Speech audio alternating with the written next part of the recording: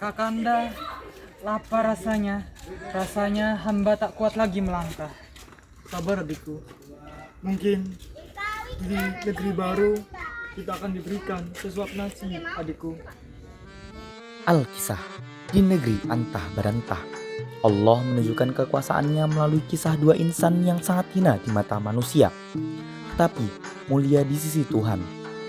Hiduplah sepasang saudara yang sangat miskin. Mereka berjalan dari negeri ke negeri, mencari rezeki demi sesuap nasi. Namun, kemanapun si miskin itu pergi, mereka hanya beroleh hinaan dan makian. Dan pada akhirnya, mereka tiba di sebuah negeri. Negeri yang rakyatnya keras hati dan rajanya terkenal akan angkuh, bernama Maharaja Indradewa. Daulat tuanku Maharaja Indradewa, raja termulia di seluruh negeri. Beta senang melihat rakyat tunduk. Tak ada yang berani mengotori istana ini. Lihat si miskin datang ke sini. Siapa kalian? Berani menghadap tanpa izin. Tuanku, ampun. Karena ingin belas kasih tuanku. Kami tidak makan. Kami tidak tempat tinggal tuanku. Ada apa ini? Ampun tuanku, ada dua orang pengemis meminta belas kasihan tuanku. Usir mereka. Usir saja, usir. Pergi kalian. Pergi.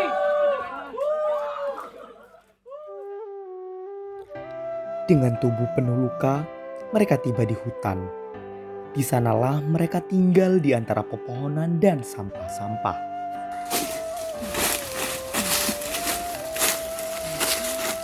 Kakanda, sampai kapan kita terus begini? Tidak ada tempat tinggal, tidak ada makanan. Yang sabar adik. Asal kita bersama, kita pasti punya kekuatan. Oh, lihat itu, sana ada makanan. Ayo kita makan. Mengejar perut.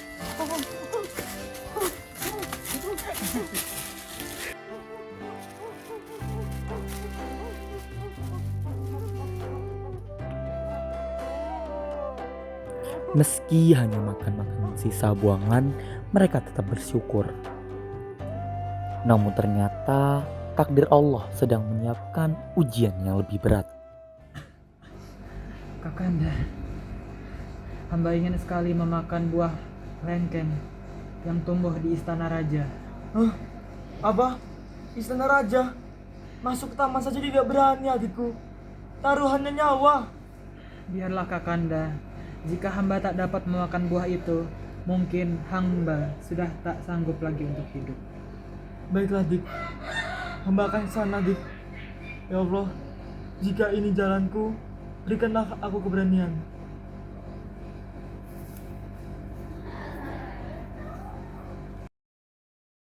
Dibeli, bang, bang. Hai miskin, mau apa kau kesini? Kenapa anda kesini? Mohon ampun tuan, kami butuh belas kasihan tuan, butuh kelengkeng buat adik hamba sakit tuan. Engkau sungguh tabah. Ambillah buah segar ini gratis untukmu. Hati orang-orang di pasar itu luluh oleh ketulusan si miskin. Namun adiknya tetap menangis karena ingin buah dari taman raja. Hatta si miskin pun datang ke taman raja. Ia lalu bertemu dengan Hulu Balang. Berani benar kau datang lagi kemari. Ampun tuanku Hulu Balang, saya hanya ingin buah kelengkeng Hulu Balang untuk adik hamba yang sakit Hulu Balang. Baiklah, tunggu di sini. Akan hamba sampaikan kepada tuanku Maharaja. Baik tuanku.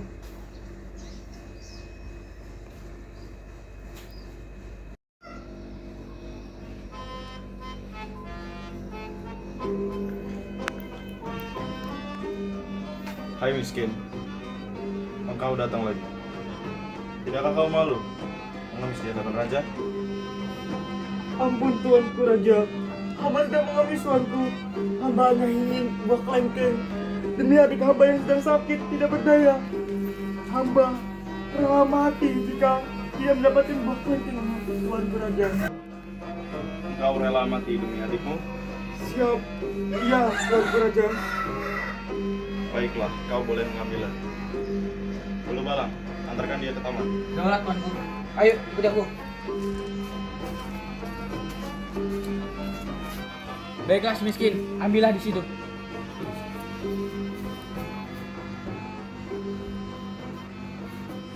Untuk pertama kalinya Maharaja Indradewa merasa iba. Dari seseorang yang miskin, ia belajar arti kasih dan ketulusan. Hari itu menjadi titik balik bagi sang raja dan rakyatnya. Ia sadar bahwa kekuasaan tanpa belas kasihan adalah kehampaan. Sedangkan si miskin dan adiknya hidup dalam rahmat dan syukur. Mereka membuktikan bahwa kesabaran dan ketulusan mampu melunakkan hati yang paling keras. Setelah si miskin mendapatkan buah kelengkeng dari Maharaja Indradewa, adiknya pun memakannya dengan rasa syukur. Tak lama kemudian, tubuhnya pun merasa kuat, dan mereka pun hidup kembali di hutan dengan damai. Namun, Tuhan berkehendak lain. Subhanallah. Suatu hari, si miskin menemukan sebuah batu permata yang bersinar di balik akar pohon tua. Selama ini, Ya, benar, batu itu bukan batu biasa. Ketika mereka menyentuhnya, sinarnya berubah menjadi cahaya emas yang mengubah gubuk mereka menjadi rumah megah. Wah, lihat itu. Rumah siapa itu tiba-tiba muncul di sini? Apakah mungkin itu rumah si miskin? Sebenarnya tidak, tapi tuh lihat dia si miskin. Hah? Kok bisa dia ada di sini? Hingga kabar itu pun sampai ke telinga Maharaja Indradewa.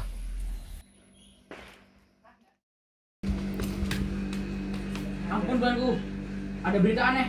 Orang miskin yang dulu tuanku usir, sekarang hidup dalam kemewahan. Rumahnya bersinar seperti cahaya.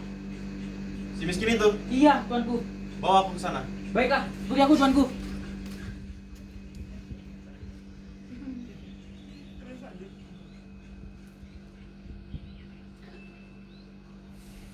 Sampailah Maharaja dan Hulu Balang di rumah megah si miskin. Hai miskin. Kini si miskin berpakaian bersih dan sopan, menyambut Maharaja dengan rendah hati. Anugerah dari Allah atas kesabaran kami selama ini. Dulu aku menghina dan mengusirmu. Sekarang Tuhan membalas kesabaranmu dengan kemuliaan. Tuanku, kami semua tidak menyimpan dendam. Semua ini adalah bukti atas kebesaran Allah. Mendengar itu, hati Maharaja Indradewa pun luluh. Ia menyesali kesombongannya. Hatta, Raja Indradewa pun mengundang si miskin untuk datang ke pestanya dan meminta maaf. Hai miskin, engkau lebih mulia dari Beta. Beta berjanji mulai hari ini Beta akan memimpin kerajaan dengan adil. Beta belajar dari engkau tentang ketabahan dan kemuliaan. Wahai tuanku, setiap raja kuat karena rakyatnya, dan setiap rakyat kuat karena kasih seorang rajanya. Bila keduanya bersatu, maka akan menciptakan keharmonisan. Begitu pula jika ingin negeri ini damai. Ampunilah kami juga si miskin. Kami dulu menertawakanmu. Aku sudah lama memaafkan kalian. Hanyalah Allah yang Maha Pengampun, apalagi hamba-Nya. Maka hari itu menjadi hari perdamaian. Maharaja Indradewa menjadikan si miskin sebagai penasehat kerajaan karena kebijaksanaannya.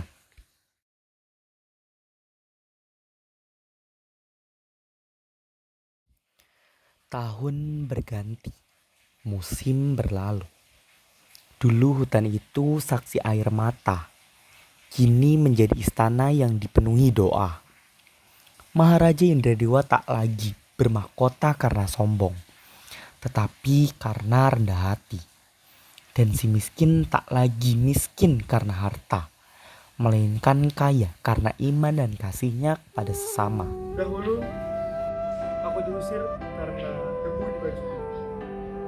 Namun kini, aku disambut karena nurani di hatiku.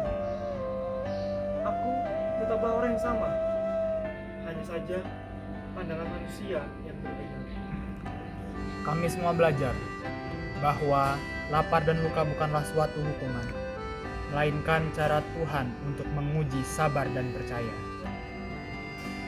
Barang siapa yang tetap bersabar dan bersyukur dalam gelap, maka Tuhan akan beri sebuah cahaya yang abadi. Aku pernah tertutup oleh kesombongan, mengira jabatan membuatku tinggi.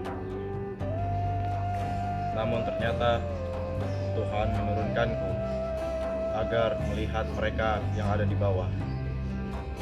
Wahai si miskin, Engkau menyadarkanku agar tetap rendah hati dan tidak sombong dan angkuh kepada yang lebih rendah.